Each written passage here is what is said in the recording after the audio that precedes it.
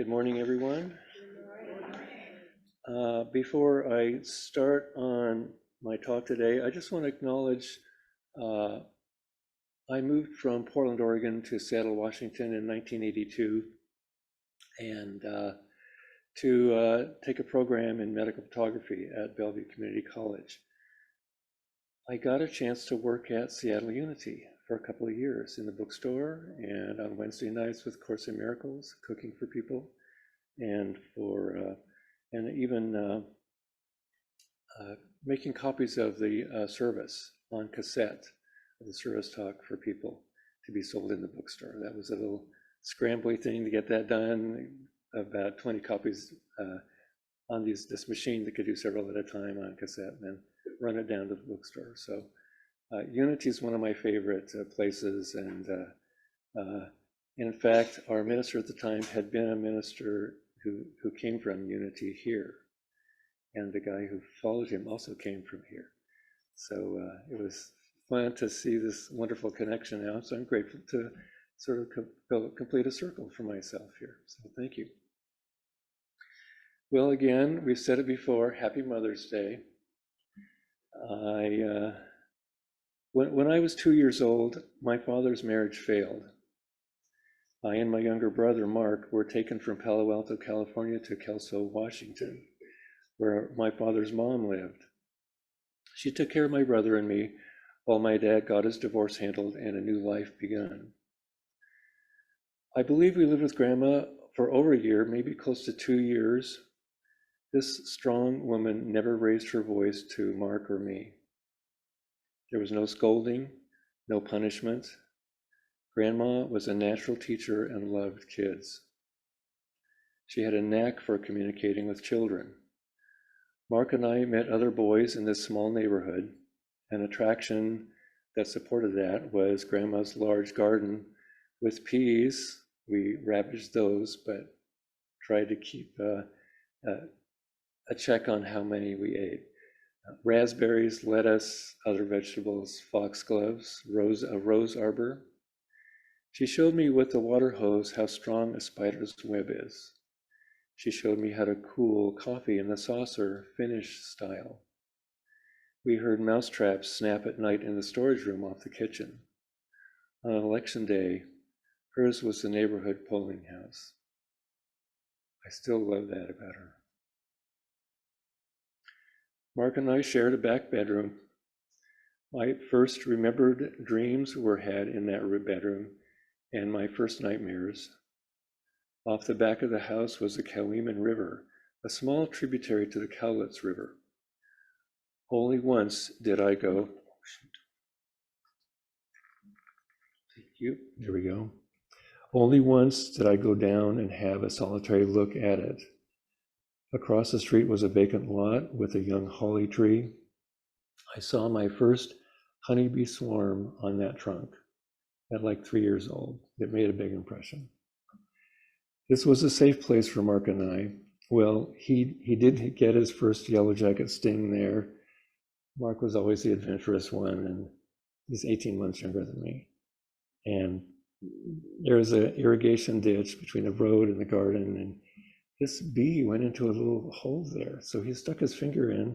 It was not well received. So he ran to Grandma with his hurt finger.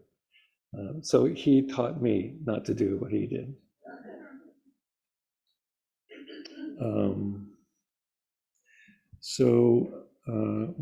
The thing is, we were emotionally safe. The world was a safe place to explore because we were treated respectfully in an age-appropriate way. We were loved and felt loved, so we knew we were loved. And what could be simpler? I loved my grandma and treated her as I learned to treat people from the way she treated me. In many ways, those many months were a healing time for me.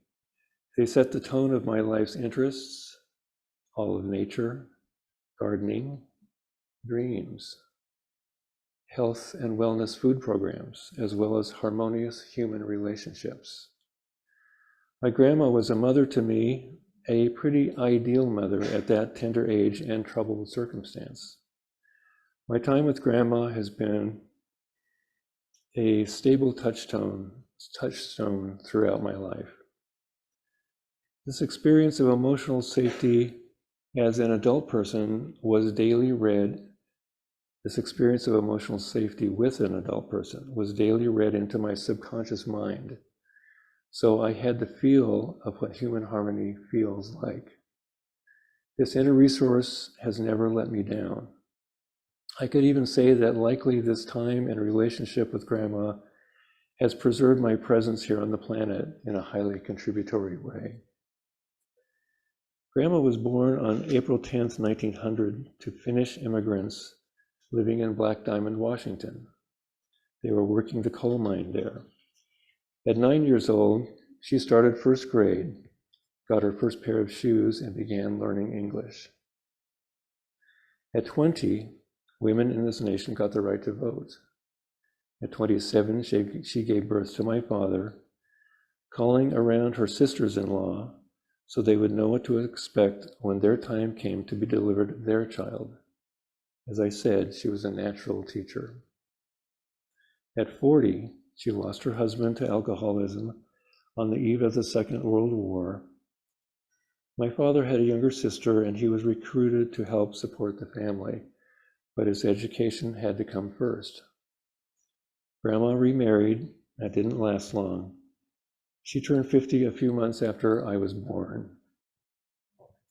Grandma went to Teachers College in Bellingham, now Western Washington University, once my father found a new wife. After the 2-year program, she moved to Washougal, Washington to teach first grade. Teaching reading was a passion for her.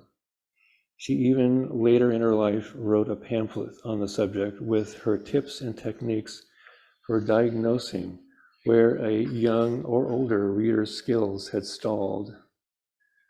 When I turned 12, she gave me my first Bible, which I immediately began reading. In fact, I became an inveterate reader like her. Grandma always took several news magazines. It was important for her to be well informed. Grandma taught into her 70s when the school district finally had to let her go. She had been tutoring kids in reading while she was teaching and continued that free service. Her hearing began waning. For the last few years of her life here, she ran up some further challenges. She died on the summer solstice in 1991. Gratefully, I was able to see her a few weeks before she passed. So what makes an ideal mother? What does it mean to be ideal? Is this a matter of opinion, or does that some principle apply? New Thought is an idealist philosophy. Unity's New Thought, Science of Mind and New Thought. It posits universal mind, that is infinite that is intimate as the ultimate reality. Being infinite, this mind has no outer boundary, so there's no outside to it. It has only one side, an inside. Therefore, it encompasses all that is, both potential and actualized, unmanifest and manifest. Its attributes and qualities must also be infinite, endless in both quality and extent. And finally, these qualities must be ideal, in the sense there is no downside to them, and they are always effective. They are completely constructive, supportive, and helpful. Infinite mind is the ideal mind back of all ideals, as well as back of all creation. Examples of these qualities: power, love, truth, substance, aliveness, givingness. They are endless in extent. So this last point flows from the observation that this infinite mind must be conflict-free. If it was in conflict, it couldn't be ideal. So imagine if this mind housed conflict, that is, opposing ideas of itself. Consider infinite intelligence, infinite power, and infinite awareness in the service of these opposing ideas. That this mind would have annihilated itself, it would have canceled itself out long ago. There would be nothing now. But there is something. And this something is you and me in an observable physical universe. This fact indicates that mind is a unified ideal goodness.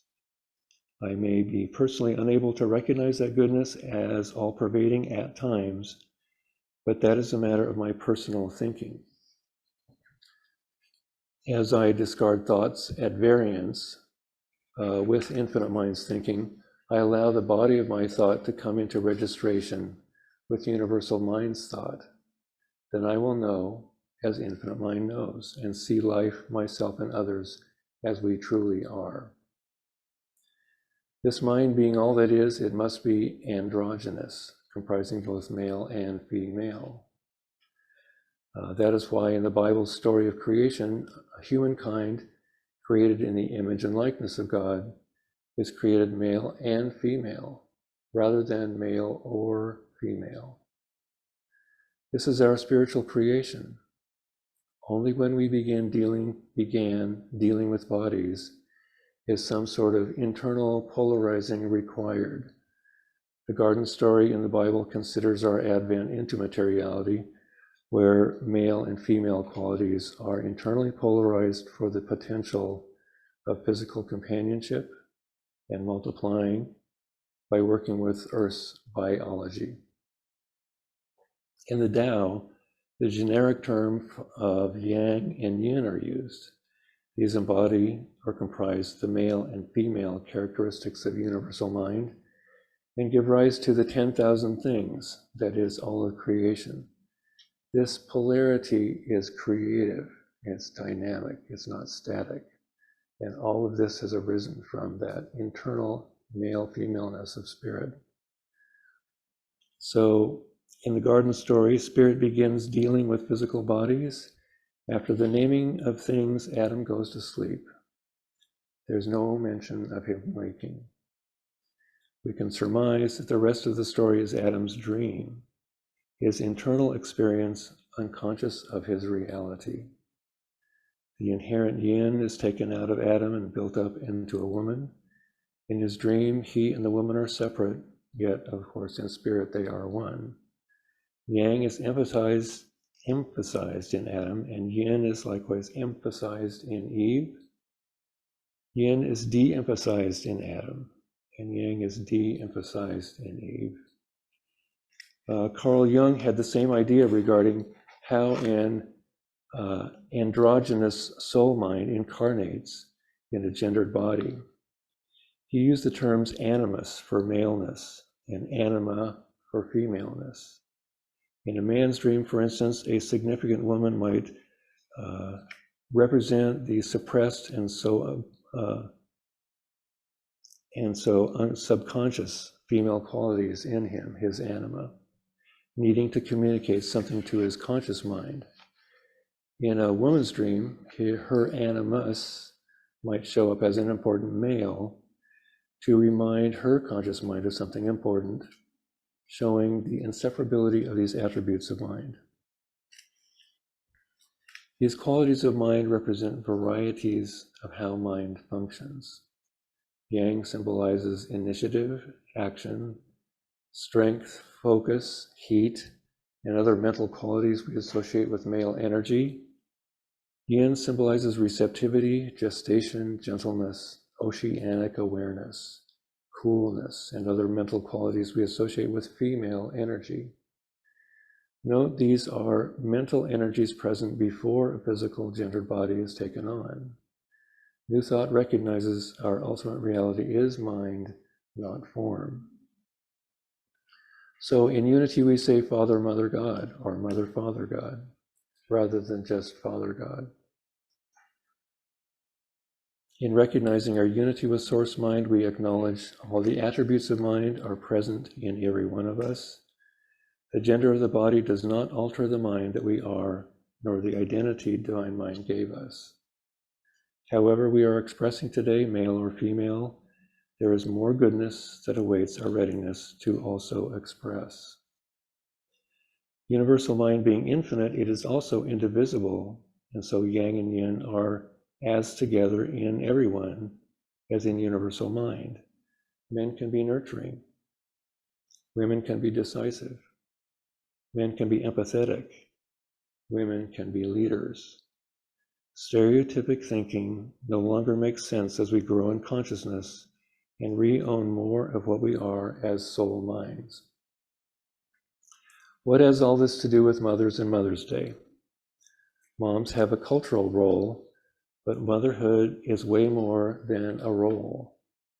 Women can identify with the cultural role, but is that actually our identity? The human consciousness, it's the roles it comes up with, does not define us.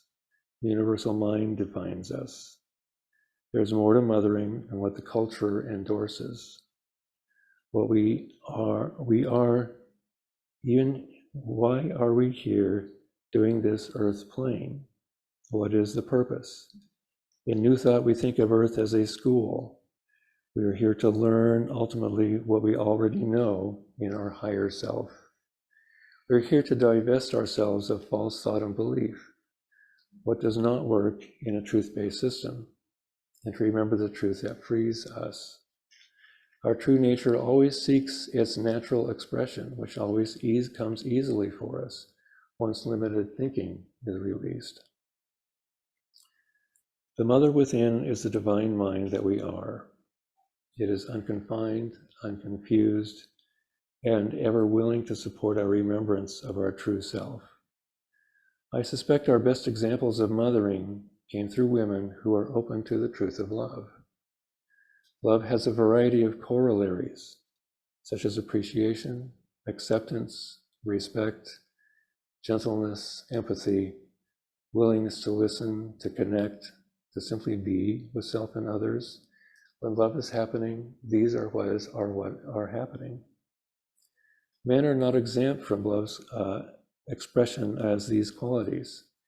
In some respect, the best of mothering comes with a relaxation into our divine source, allowing the universal mom to operate through and as us. Mother's Day was originally meant to celebrate the sacrifices our mothers made for their kids. We have grown in consciousness. Spiritually, Mother's Day celebrates the many ways the Mother God aspect has nurtured us through her human channels and through other means. I've been nurtured by women and men, by nature, by books, by meditation, by prayer. Sacrifice is a cultural idea not in God's vocabulary. Infinite mind gives out of its infinite, limitless fullness. No one can outgive God. So allowing the divine to come through us for the soothing and support in the growth and becoming of others requires no loss. In my experience, the more fully we human channels are open to his or her spiritual source, consciously or unconsciously, the more clearly the Mother Spirit can love us in the way she knows we need and can receive in the moment. Since we are spirit, something within us recognizes our universal Mother operating through us or coming to us through others. This Mother Presence loves in every way as needed, as she holds all the awareness, intelligence, and compassion of infinite mind. She deeply respects the will she gave us. She hears deeply the truth of what we feel and need. She knows the comforting word to speak. Indeed, she knows better than we do the healing balm we require in the moment. Her acceptance, appreciation, and joy in us remind us of our spiritual reality. We are forever included in the mother-fatherhood of our infinite source, along with every one of our brothers, sisters. Our channeling the universal mother need not cease when our kids grow, nor need it be confined to family members. Playing a mentoring role in another's life involves divine mother energy. Counseling another, formally or informally, allows the mother within to listen, empathize, and acknowledge their feelings and needs, and so comfort their upset and support their healing. And as with others, so with ourselves. We too need our own empathy, our own understanding, and our own compassion.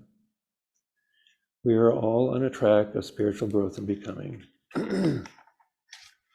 This means that as we grow and develop, as we clear mentally and emotionally, we become ever more open channels through which the all-good can participate in our life and in our relationships. At some point in our growth track, this accelerates. Ever more good flows from us spontaneously and maybe even surprisingly. Life keeps getting better. We feel more secure in our personal stance in mind and in life. The fear level diminishes, internal self-acceptance increases. We may come to realize we are actually loving ourselves today in ways we earlier did not understand how to love. Perhaps many of us have witnessed that all human mothers cannot fully embody our spiritual mom in the moment. We can guess this is confusing to most children since we all came from the heart of love, fully refreshed with the truth of our being. Imagine not being received with the same energy as our mother source. At the end of World War II in Britain, an experiment was conducted with some of the many war-caused orphans. Some were fed and changed and handled and cooed at and played with. Others were handled only when fed and changed.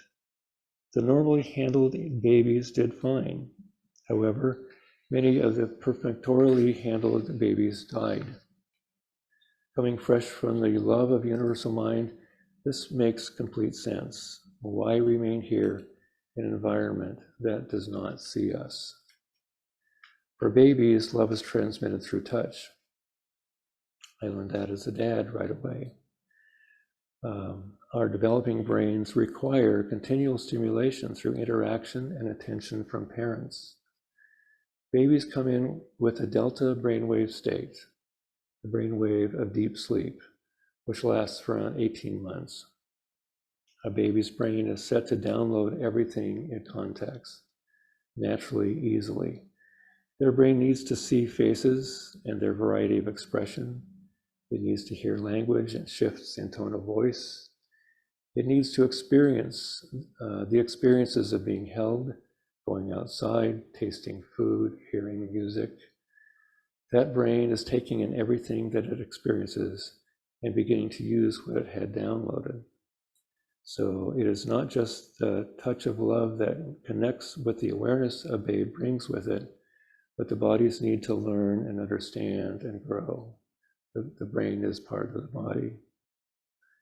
Many of our families have moms that are not educated into caring for children for some reason. Some families are troubled with addiction, and some families, one or both parents experienced childhood trauma, and so cannot be fully and intelligently available for their kids. Other circumstances can interrupt the ideal mom from coming through. In all honesty, the mother-child relationship is not always hearts and flowers. I appreciate that that's been acknowledged here today. I think it is important to acknowledge this experiential reality. This isn't all on the backs of mothers. More than likely, these moms could not be different than how they were due to their own family experiences and life experiences. So why does this happen? And this is one of the age-old questions. First of all, we remember we are spirit having a human experience and not the other way around. Spirit we are, and we incarnate for the soul's agenda. This growth track may be baffling to the race consciousness, and often is. But the veil drops when we incarnate so we can get the best out of the challenges we've taken on. If we knew it all while it is unfolding, how could we grow? There would be no challenge and no need to reach deeper. Yes, no doubt a child's experience of a tense and chaotic or unconscious mom will cast a long shadow into the life, at best setting the child on a healing adventure. We refer to Joseph Campbell's idea of the hero's journey. Something has to initiate that journey of spiritual initiation, and it's usually something painful. In this sense, for those adventurous souls who feel ready to take on their next growth phase, they must have signed on with the mom they got in the service of their soul's deeper development. In Campbell's hero's journey, when the journey is complete, the traveler returns from the underworld to the starting place above, imbued now with practiced wisdom, a clearer awareness, and a deeper attunement with the divine. The attainments or hopes when taking up the challenge, now they have become gifts to share with others. For their mom, that relationship must be changed. Where there was pain and confusion, now there comes understanding and compassion. Where there was anger and blaming, now there is acceptance and a freeing of the parent. Where there was resentment and a need to control, there is now release and surrender. Don't these realized qualities sound like the Divine Mother? Understanding, compassion, acceptance, setting free, release and surrender. Now we get to channel the Divine Mother towards the mom, who could not show our Divine Mom to us. We get to allow the Mother Spirit to mother our suffering mom, whether or not we are in physical contact with her. Being all one, we are deeply connected, whether or not we are both in the same room, physical plane, or life. Our feelings of gratitude, appreciation, and acceptance are now cleansed of negation. Our natural child love for our mom has gone nowhere. In Spirit's wisdom, our initiation into a higher consciousness allows fresh divinity to flow through us. What a noble goal, so typical of the soul. We are on a hero's journey. We come here for the experiential learning. Jesus' story of the prodigal son illustrates this soul principle. We start from our divine home and depart. We squander our resources not knowing any better. With a downturn in the economy, we reassess our situation. We wake up to ourselves and how good we had it at home, and we decide to return. So we journey back. We are welcomed home when we return. There's no shaming or guilt tripping in this story, which is so typical of Jesus. We simply wandered off, only to return when we got uncomfortable enough, now valuing in clearer terms our home and source. Our less present suffering moms are included in this story. They too are on their pilgrimage, out from and back into source awareness. They have their higher power too, and when they are ready, their invitation to that healer will mobilize their return to sanity, health, and self-realization. That, of course, is between them and their higher power, for though our journeys follow the same principles, they are highly individualized in practice, since we are all created independent thinkers. Our trusting our moms will inevitably find their way back to their peace, safety, and joy is the universal mother operating in and through us. Thinking about our moms this way is not to be minimized, for the healing power behind such thoughts is the mother's universal love. As we heal in this way, we begin mothering our moms. Mothering kids can be a spiritual practice. Many of us have found that to be the case. When we are willing to learn and willing to build the best and most loving relationship with our kids, so much will be given us. These intentions are our personal appeal to the Divine Mother. How could she not respond? So we honor all our moms, the most ideal and the least prepared. There is a place for them, for them all. Parenting has been called the hardest job of all. This day honors our mothers' efforts and acceptance, their mistakes and successes. In the universal mind, no mistakes can be made, for all is complete perfection always. And we shall come to see this as we continue to grow. I like reminding myself, I shall yet see the good that comes of this with deep gratitude and joy. It is the Divine Mom that is the mother for all seasons. She is ever present. She is within each and every one of us. She operates ever more clearly through us and as us, in those of us ever more willing to be her in the lives of others. In part, we must give up our cultural training on the motherhood role to make internal space for her better idea to come through on how to handle the current unique situation. Nothing limits her. Nothing phases her. Nothing dissuades her. Once she is welcomed. Perhaps the simplest way to think of her is as unadulterated love. No matter the situation, love can never be irrelevant, but will always bring the easy and natural solution. Love soothes, heals, and harmonizes, and love is still the founder and foundation of our being. Today, when I think of Mother's Day, I celebrate the moms who opened up to their mom within.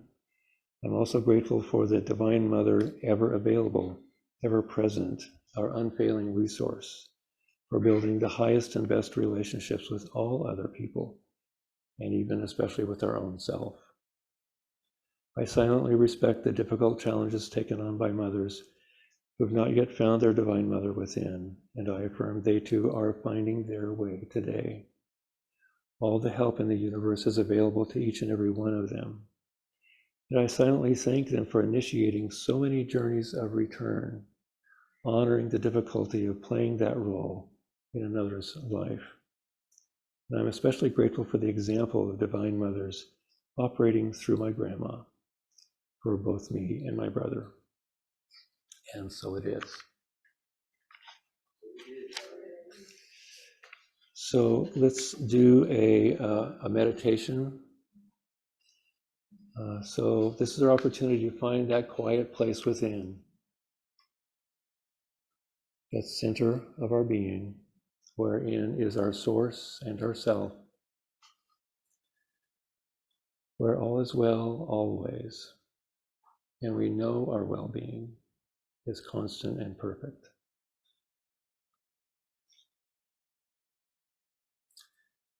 Infinite Mind is God, and God is love. This mind desires its own self-expression. How could love not desire to express its fullness, joy, and safety? This mind is my mind now. Being infinite, there is no other mind with which I can think, feel, or be aware. Being love, this mind is gentle, respectful, appreciative, accepting. Being infinite love, this mind cannot reject, withdraw, criticize, or condemn. Infinity cannot contradict itself. Because universal mind is all loving, it is also fear-free. It knows it as love is constant, all-encompassing, omnipresent, and omniscient. Of this mind and its qualities I am built, for like produces like is the universal law of life. Moreover, would love really ever hold back any of itself from itself or its creations, love's own extensions? No matter what I thought, no matter what others thought or attempted to teach me, I am so very loved. I have the courage to accept the only love there is, no matter by whom it comes to me. All love is the one love, and is backed by all the wisdom, all the peace, and all the joy there is. So I lay aside any remaining fear of being totally loved now. I turn any resistance to feeling loved over to this healing love today. I claim a deep and complete trust in this love now.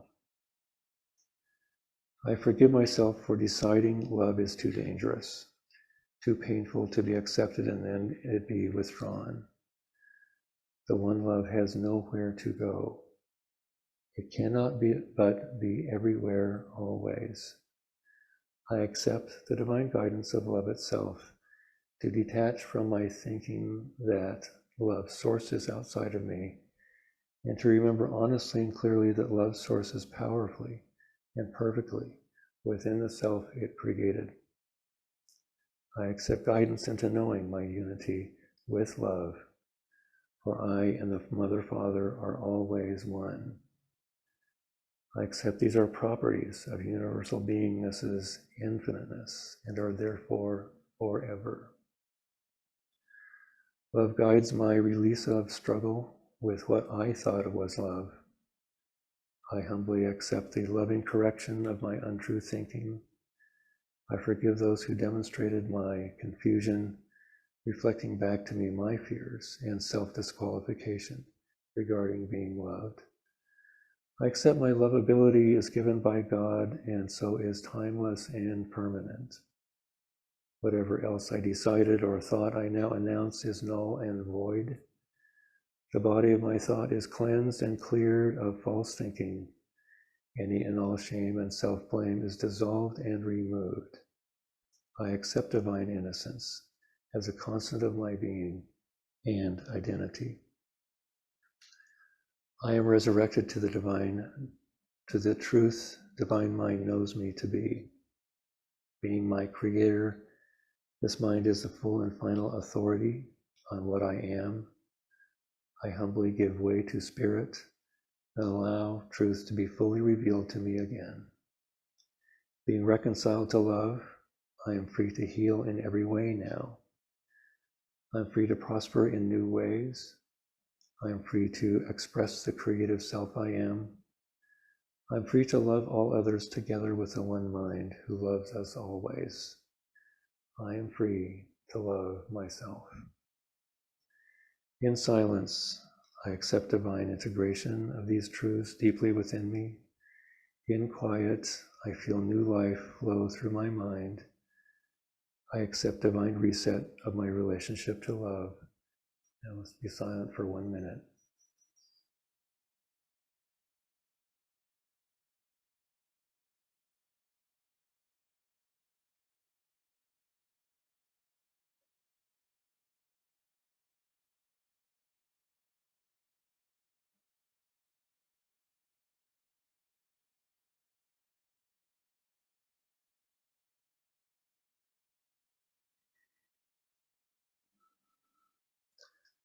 For this healing of my love confusion, I am deeply grateful.